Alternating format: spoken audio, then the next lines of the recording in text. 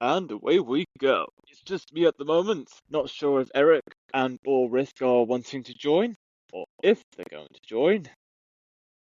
Either way, life goes on.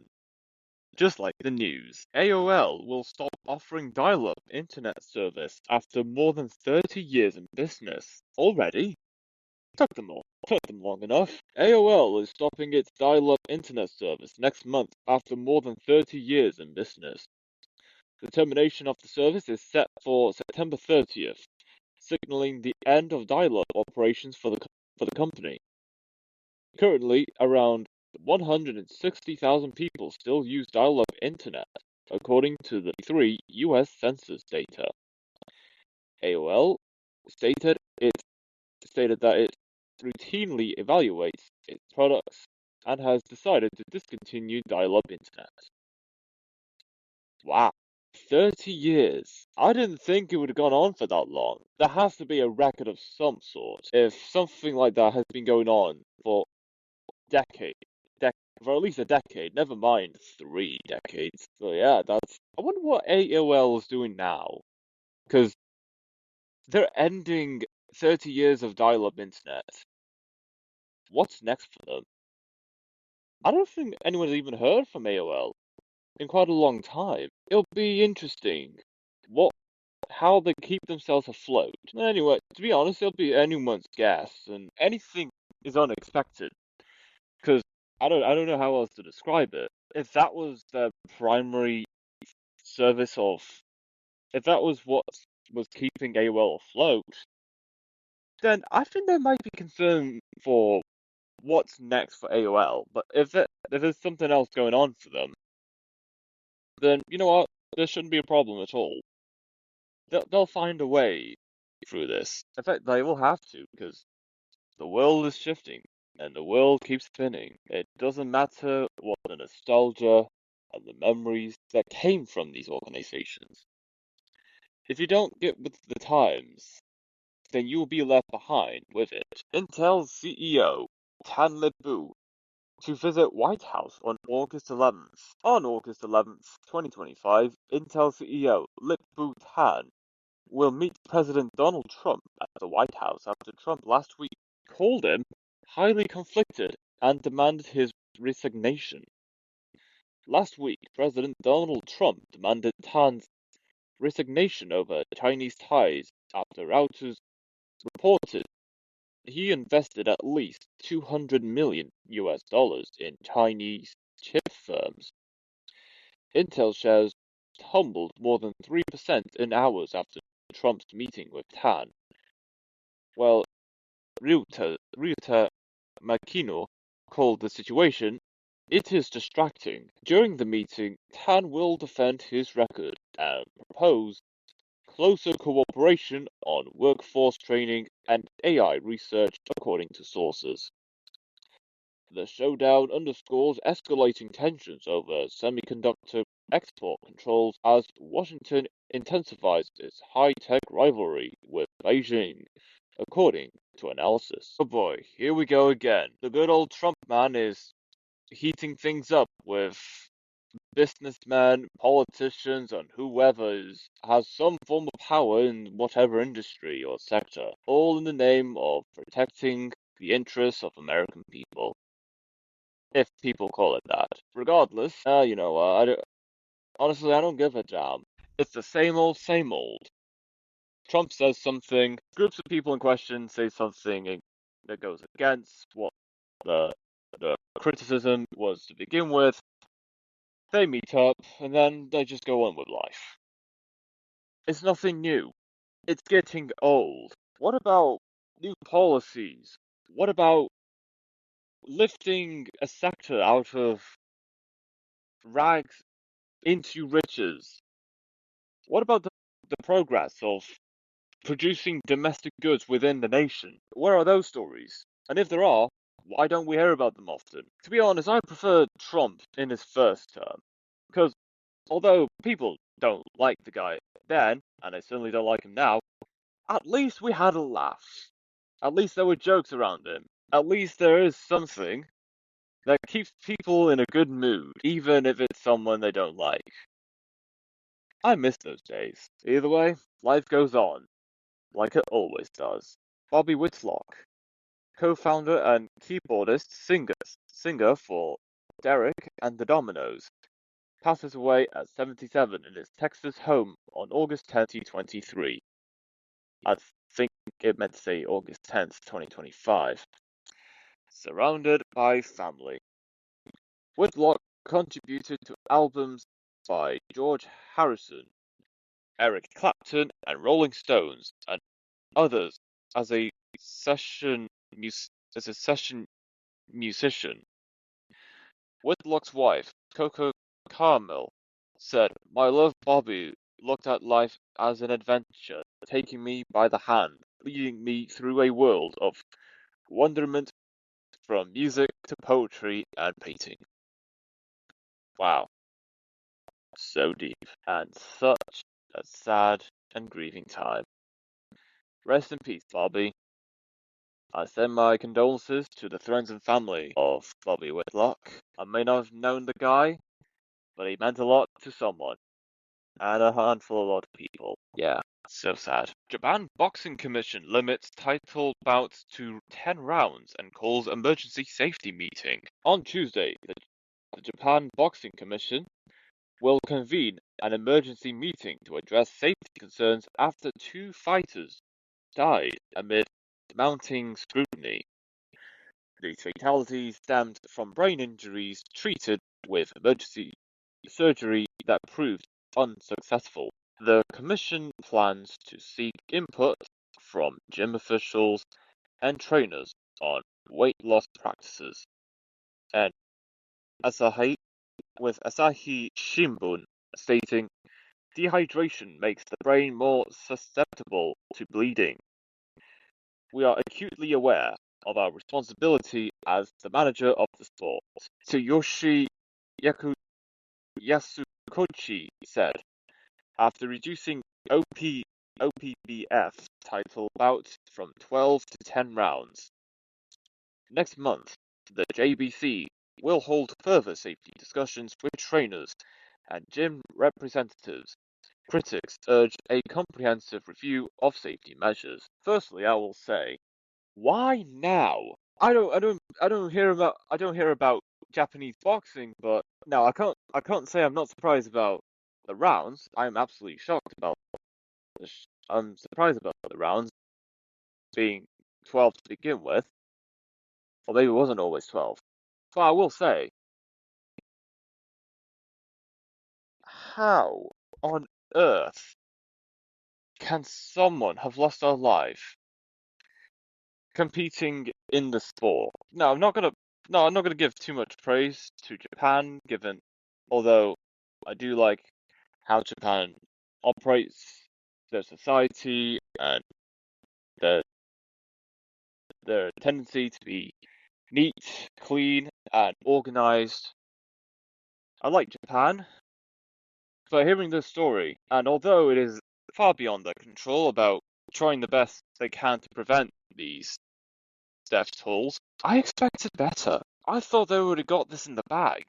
I thought they would have already had these meetings years in advance. Why now, after some two fighters have lost their lives, and now they're like, okay, we have to look at this meeting. We have to, what do we have to do to ensure the safety of the fighters and no one loses their lives ever again? I shouldn't get too pressed about this because it's none of my business.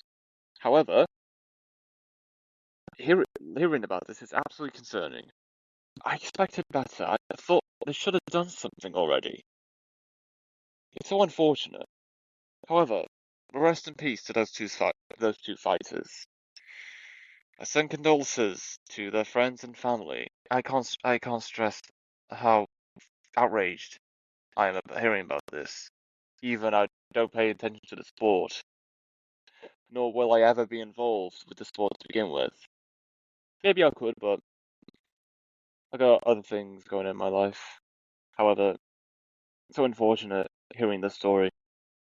Shouldn't have happened, but here we are. New World Fire triggers tactical evacuations near Kiluwana. A wildfire of about 2.5 hectares in size near Kelowna, British Columbia, triggered tactical evacuations on Sunday. Residents who evacuated from Joe Rich can expect to return home later in the night, as crews are working to suppress the fire and reopen Highway 33.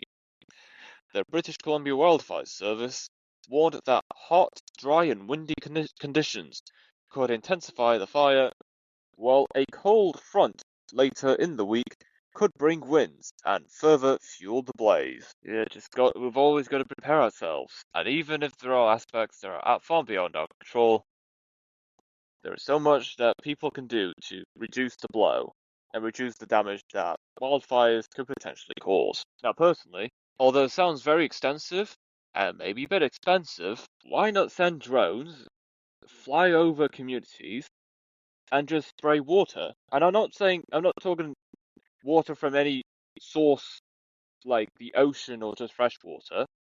Like, water, get water from any water source and not just filter it, but purify it. How to purify? That's down to the experts. They know a thing or two about cutting down and eliminating the toxic elements of whatever water we're drinking these days. Purified water from whatever water source there is available, and spray over potential land areas that is susceptible to wildfires at any point in the year. And I'm not talking spray water over the lands at any point of the day. I'm thinking spray water over communities at dawn, both a few minutes before the sun comes up and a few minutes after the sun comes up, just so that the ground is moist and hydrated, ready to embrace the heat of the sun. That's personally what I would have done, because personally it just makes sense to hydrate the soil and the ground to prepare itself for whatever hot days are coming. Because again, the ground being so dry is one of the reasons why wildfires keep happening. So if wildfires are started because of dry climates, water the freaking ground. Get the water source, purify it, and filter it, spray at the crack of dawn, and just leave it at that. Maybe spray it again at the height of the sun being up, like noon, 1 p.m. Depending on, well, it depends if countries are using daylight saving times. But one thing for sure, hydrate the ground to ensure that if it's a hot day, the ground isn't dry where the wildfire could start. I don't get why people are not thinking about this. It's outrageous. It's so simple, but of course, people don't have the money, and people don't have the strategy to do that because they don't believe that's the answer. Yes, it freaking is, and it should be the answer, but no one's going to do that because there are unfortunately there are some people in this world, they don't want peace. They want problems always. They do not want peace. They want problems. Yeah, it's thankfully not everyone's like that. Thankfully, so it's not end of the world. There's always going to be someone trying to find a solution. But if there is a solution and it can work, do it. I can't stress it enough. Someone in the field would certainly come up with something like that at some point, and they will execute it. Finland charges captain of Russian Shadow Fleet tanker over Baltic Sea cable sabotage. On August 11th, 2025, Finland's National Prosecutor's Office filed charges against the captain and first and second officers of the Eagle-S oil tanker for aggravated criminal mischief and interference with communications. On December 20, authorities say damage to submarine cables connecting Finland and Estonia triggered the criminal investigation. The Eagle-S dragged its anchor from about 90 kilometers, damaging 5 submarine cables in the Gulf of Finland. Evidence suggests possible sabotage. Amid warnings of critical infrastructure risks. Authorities said services held via alternative links. Eliza and Xenia have incurred at least 60 million euros in repair costs. Amid sanctions enforcement, the Eagle-S is described as part of Russia's shadow fleet, prompting NATO to step up Baltic Sea surveillance, with the defendants claiming no jurisdiction. So, what do I think of this? Personally, it's simple. Don't get involved in other people's crap. Because even if you mean well and you don't intend to get involved, even if you're even a smidge close to that territory or anything problematic or suspicious, outlets are going to make an outrage. They're going to make source, they're going to make news stories saying, no, Russia's going to get them. We need to do something. NATO, bolster up your defenses. There'll be no need for that. And if there is cause for concern about Russia trying to attack another country, the European countries are going to be relying on the US for their defense. Because the United States are the ones that's putting in the weights. They contribute the most. They contribute the most in terms of finances to NATO. Without the US, what size will NATO be? Otherwise, back to the story, well, I can't just say that Finland should improve on their defense. Finland's already got so many things to focus on already. Yeah. These days, anyone and anything can happen.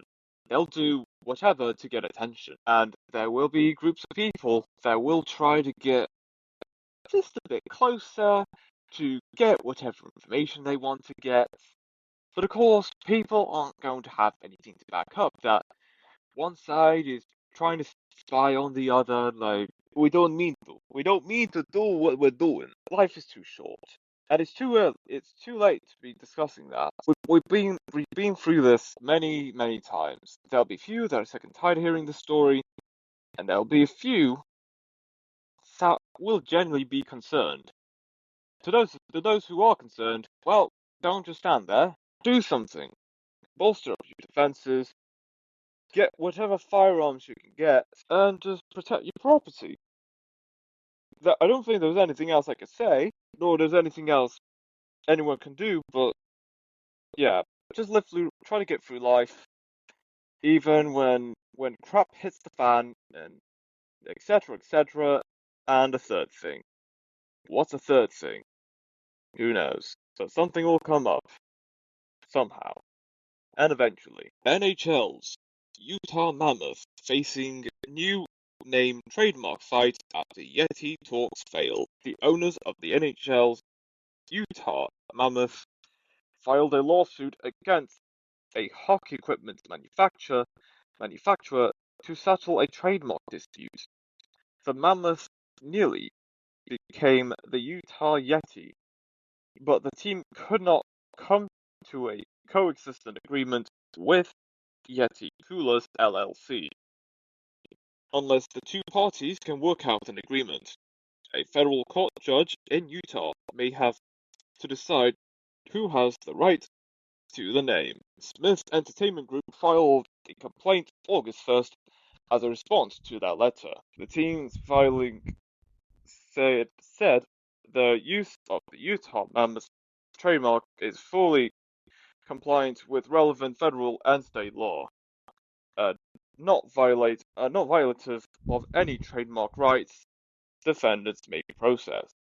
The NHL's Mammoth, who have moved from Arizona following the 2023 season, played as the Utah Hockey Club in 2024. They conducted a fan survey earlier this year to choose a permanent name that would reflect their new home. Mammoth was the runaway winner after several early choices were ruled out.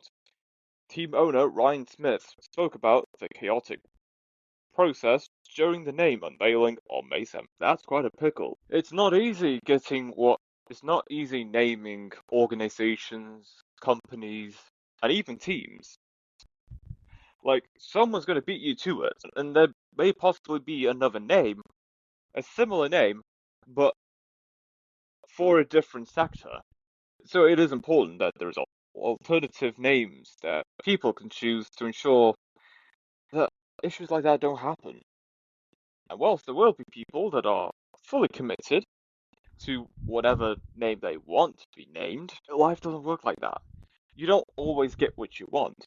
If we get what we want, there will come a point and a revelation where someone will be outraged and a feud might outbreak. And we don't want that. We don't want outrage. And we don't want violence. Like that wasn't obvious enough. Well, hope something gets resolved and hopefully things will get better for the Utah Mammoth. Wikipedia operator loses court challenge to UK Online Safety Act regulations. Wikipedia lost a legal challenge against new Online Safety Act rules that could require verifying user identities. The Wikimedia Foundation argued the rules were too broad and would undermine contributor privacy and safety. Despite the loss, the judgment emphasized protecting Wikipedia, but concerns remain about identity verification requirements. Now, when the Online Safety Act was put in place, I was having these same thoughts. Like, how did it describe the Online Safety Act and what it does? Even I think they were too broad and also vague. Like, whatever saying they could apply to any sector and they could apply to any type of digital content. And that's the problem. If you specify something, then the act or policy in question only applies specifically for that. But if you make it broad and it applies to anything, that gives the people in power, or whoever's responsible, the ability to not just regulate what they believe is in their own interest, but also to limit and restrict access for everyday people regarding the information they read, the validity of the content we see, the explicitity of the content, and they say we're protecting the children. That's bullcrap. You're not protecting the children. Like, if governments around the world genuinely care about the safety of children, surely they would have done something about tackling the agriculture sector, eliminating homelessness, not get rid of it completely, address the problems of homelessness. New homes would have been built for the homeless, and anyone that wants to come work in a developed country and contribute to the local economy. I feel this is more about regulation than protecting young users. And the thing is, why are we letting our own government police, or at least be held responsible for what children can and cannot do? It should be the parents of those children that should do something. But the thing is, there'll be a handful of parents that can't be asked to be responsible or watch over what children do online, or even monitor and filter out the harmful content that children should not be watching, or seeing, or even doing. So, no, I'm not going to say that the parents are to be blamed. There are a few parents that actually are responsible with their children, and those parents do limit what children see online. So that I will acknowledge. However, if those parents that can't be bothered to watch over the children or monitor what they do online, or at least be responsible with what children see online, I don't think those parents should even have children at all. And also, parents like that can't that cannot be responsible or just don't want to be responsible for their own children and what they do and how they navigate the internet. There's nothing else I can say about that. I'm not the only one saying this. There's going to be people that will be saying the same thing, roughly the same thing, and because literally because of those types of parents, that can't be bothered, or can't be asked, or just don't want to be watching over their children all the time. Let them do what they want without having the slightest concern about harmful, explicit content that children should not be seeing at a young age. The governments are the ones that are actually doing something about it. And I'm certainly not saying that's a good thing, but the fact that government are doing that as a way of stepping in for what some parents can't do or unable to do, that is worrying. That is absolutely worrying. And knowing that problem exists, there will be a few people in power that will use this Online Safety Act as an opportunity to not just encourage people to use their IDs to even access these websites, potentially getting their information and storing it who knows where, but it's also a tool and an opportunity to potentially take down whatever content said people in power or whoever is responsible for regulating that believe makes them look bad or they potentially disagree with. Something like that doesn't get talked about often. And when it does, some people are just complacent with it. They don't see that this will ever affect them. It will. It just will happen later, when they least expect it. And by then, it will already be too late. And there would be nothing that anyone can do to stop it. That is worrying. Asian markets waver to start key week for trade. On Monday, Asia-Pacific markets were set to open mixed as traders awaited news on whether the August 12th deadline for the US-China tariff truce would be extended. Geopolitical tensions and the US consumer prices report due Tuesday underpin the cautious market method, with expectations of a tariff extension and key summit on Friday. Major shares indexes in Asia crept higher on Monday as upbeat earnings supported high valuations, while the Australian dollar to $0.6516 ahead of a widely expected rate cut. Investors showed bullishness on tariff truce extension, with Chris Weston saying the market has fully subscribed to the high probability of the tariff truce being rolled over for another 90 days.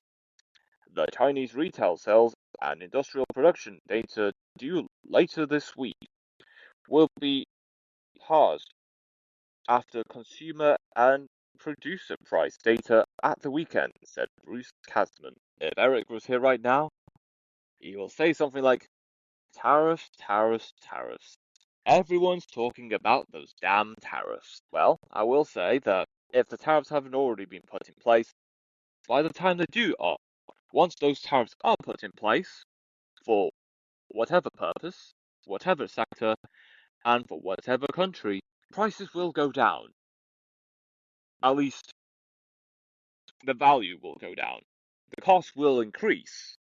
The cost to produce said good or services will increase. And this will last for like a couple of weeks, couple of months. But after that, things will settle down. It looks bad now. I won't deny it. It'll be very stressful and very time consuming and quite stressful as well. Things will start to improve gradually. It won't be the answer to everything, but things will improve gradually over time. And of course, businesses and countries around the world, they will have to come up with some kind of pact or solutions to combat their reliance on the United States.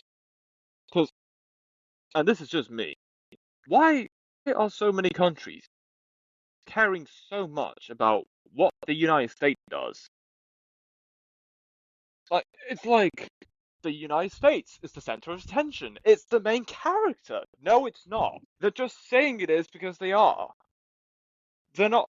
There's so little amount of people that are providing cases for why people say the United States is important. Besides that whoever's president getting involved in geopolitical discussions and decisions, which isn't even their business to begin with. But yet they still do it. And you know what? I'm glad the tariff's going to be put in place. Because at least now, countries and businesses will have to find solutions. Now, again, it'll be very stressful. It'll be very time consuming and financially straining at first, for the first couple of weeks and a couple of months. But the reason why those problems would even happen is because people are too reliant on one nation, one set of businesses, one particular type of business to keep themselves afloat. They're not diversifying their ways of operating their business or diversifying what goods they are bringing in to keep their business afloat. The tariffs that the United States are putting on other countries, it's a wake-up call to say, we're sick and tired, the United States says, we're sick and tired of providing so much for people if they can't provide for us. And it's also a wake-up call for those countries to actually produce something for themselves. There will be few countries, specifically small island countries, whether it be Indian Ocean, the Pacific, there isn't much those countries can do. Fair enough. However, even with limited resources, countries can produce something.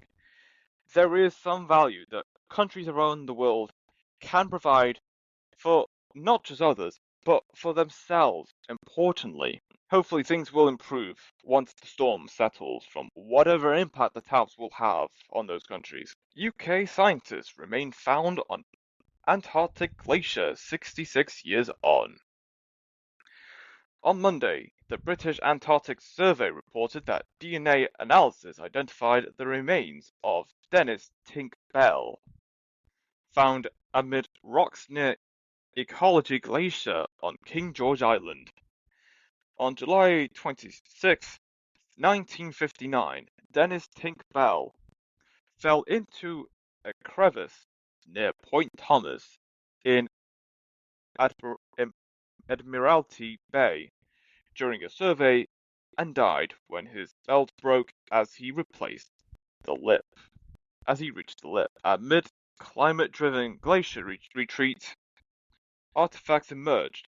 Polish researchers found over 200 personal items, alongside bones exposed by ecology glaciers melting in Admiralty Bay. David Bell said he had long given up hope and finds the discovery remarkable, astonishing, and he and his sister, Valerie, will soon visit England to finally put Dennis to rest. Professor Dame Jane Francis noted that deteriorating melting of Antarctic glaciers is increasingly exposing historical remains, highlighting broader implications, she said. Wow. Yeah, of course, you're going to find something in glaciers that are gradually melting. You never know what you're going to find within those glaciers. But yeah, it's very sad hearing that. Someone's life has been lost while surveying and researching the effects of these ices, the glaciers, and just Antarctica in general, because Antarctica is very cold. Very, very cold. Life cannot be sustained. And there is life can be sustained, it only lasts a few months, like in the summertime in the southern hemisphere. Well, I hope the research continues and the research does improve on the findings of the glaciers. Even what people would argue about climate change, there's always going to be new answers that people will find out eventually, even if there is so little information about what is down in our terrain. Cristiano Ronaldo's fiancée shows off giant ring while announcing engagement. Cristiano Ronaldo and Georgina Rodriguez announced their engagement on Monday, August 11th, sharing photos of a large diamond ring on Instagram.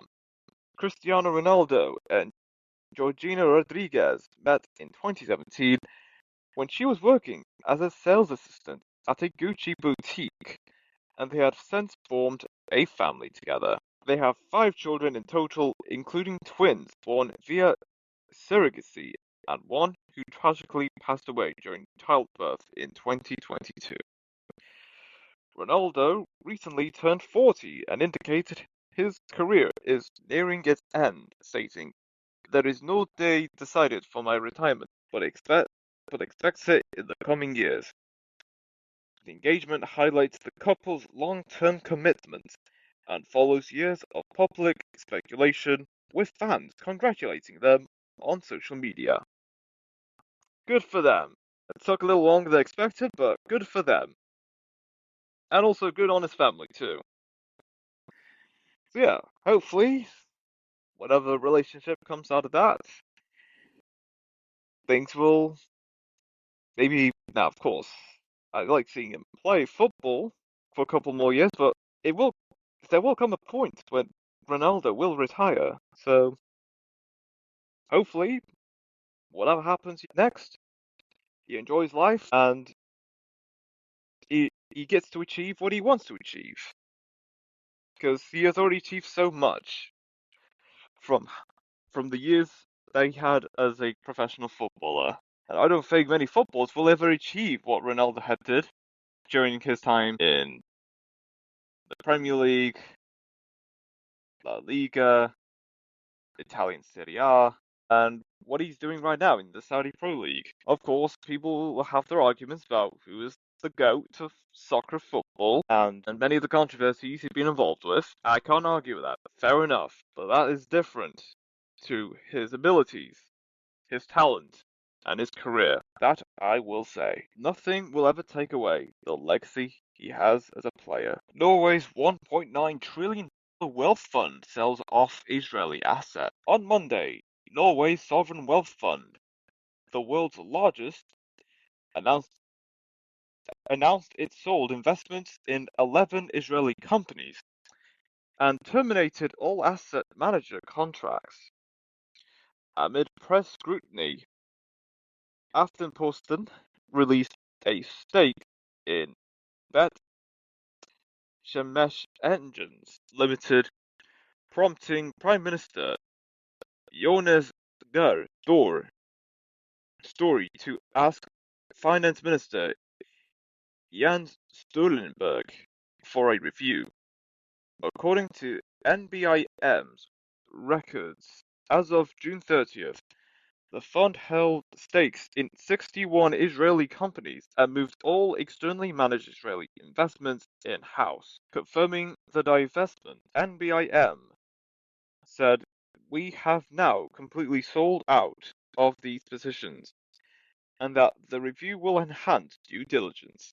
Several of Europe's biggest financial firms have cut ties to Israeli companies, and UN rapporteur Francesca Albanese called for an arms embargo over an economy of genocide. Good for you, Norway. Better now than later. Or at least better later than never. Well, I would say, why haven't they done that sooner?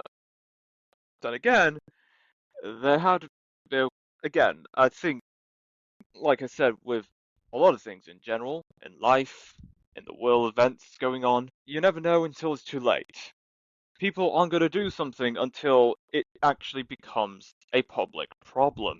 So, good for Norway for standing on what they believe in and actually doing something that not just because they have to, but because they want to. Although there will be a lot of people that argue that they're doing this because of scrutiny. Fair enough. I'd still argue, why do it now? But hey, better later than never. I don't think any other country does this. They could, well, there's some they do, but they operate a bit differently. And how they operate differently is, it's down to the perspective. Demi Lovato and Joe Jonas reunite for a surprise camp rock performance. On August 10th, 2025, Demi Lovato joined the Jonas Brothers at MetLife Stadium as a surprise guest on their Jonas 20 tour's opening night. Celebrating its 20th anniversary, the Jonas 20 Greetings from Your Hometown tour launched on August 8th, 2025, with over 50 shows across the US and Canada, ending November 14th, 2025. Reflecting on the night, Joe Jonas performed Gotta Find You before Demi Lovato joined for This Is Me. Then they duet on Wouldn't Change a Thing, with Kevin saying that the set list is both challenging and fun across platforms. Fans called it the reunion the world needed, and said, I can't fully explain, but this was healing." While Jordan Lutz expressed pride on Instagram stories amid swirling rumors. Unverified social media reports suggest Lovato was rehearsing with the Jonas Brothers, fueling speculation about a third Camp Rock sequel set 15 years after 2010. No, 2010. Although that does sound exciting, I'm not sure if Disney might go ahead with that. Well, we'll just have to wait and find out. They could, but Disney is not doing so good at the moment.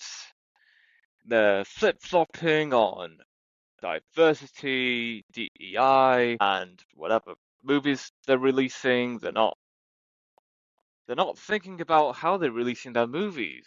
Like, who goes to the cinema anymore? Or the movie theater? K-pop Demon Hunters. When it premiered, it was on Netflix. Billions of people watched that. I think at least a billion watched it. In its opening few weeks. And it has done very well. And I'm seeing lots of social media posts about K-pop Demon Hunters. And they're announcing another sequel, which will come out in 2028. I mean, I can wait a few years for that sequel, given how well the first K-pop Demon Hunters movie did. So it will be worth it by the time it comes about, the sequel. So yeah, I have to agree with the fans saying it was quite a surprise. It's something that's healing, and a moment to remember. It's going to be a core memory for a lot of people. Mars rock found in Niger sells for millions in New York. Now the country wants answers. On July 16th, 2024, the Sotheby's auctioned NWA 16788, a rare Martian meteorite discovered in Niger, for $5.3 million in New York. The meteorite was found on November 16th, 2023, in Niger's Agadez region by an unnamed hunter, sparking doubts about the export's legality and origin.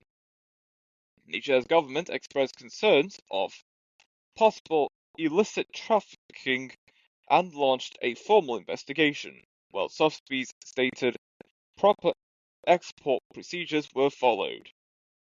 Professor Paul Sereno called the auction brazen, insisting the meteorite rightfully belongs to Niger and emphasized respect for the country's heritage. This controversy highlights tensions between scientific access, cultural heritage protection, and calls for clearer regulations on meteorite trade with nations like Niger. Well, it's the same old, African countries are being exploited and sucked out of their resources by Western nations with with just with just enough money with funds that can build millions of new homes, new hospitals, feed the children, and yeah, what I want to know is how is it possible for parts of Mars to even to reach Earth to begin with? Never mind people running the auction or whatever group was responsible for getting rare artifacts to the auction even got access to these mystic rare sources that has apparently landed on Earth. Is it even from Mars? Because I mean, if it was from the moon, fair enough. We can see it from space, and the distance is more than logical for anything to have landed. But how is possible for any resources from Mars to even reach Earth, surely scientists for aviation or space exploration, they'll certainly have an answer, but how would they describe it? There's more to this. There's more to the origins, there's more to the story, and there's certainly more about how anyone got access or got a hold of these intergalactic elements or rocks or whatever elements that's not from Earth. And what could have Niger done to prevent the US or any powerful Western nation from even get their hands on it and then sell it for millions or even billions? Don't you dare say trillions. There are more questions than it answers. So many questions.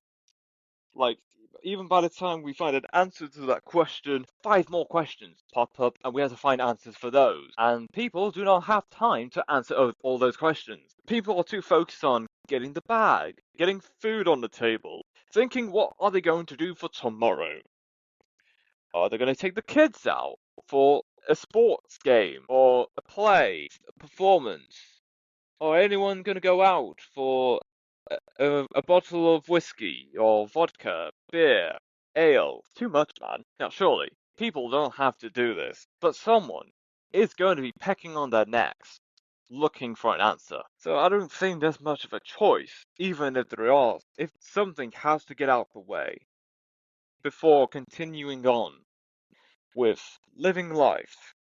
Research, a second thing, and the rise of artificial intelligence. Outrageous. South Korea's military faces 50,000 troop shortfall after force shrinks 20%. Over the last 6 years, the size of South Korea's armed forces has decreased by 1/5, now numbering approximately 450,000 personnel.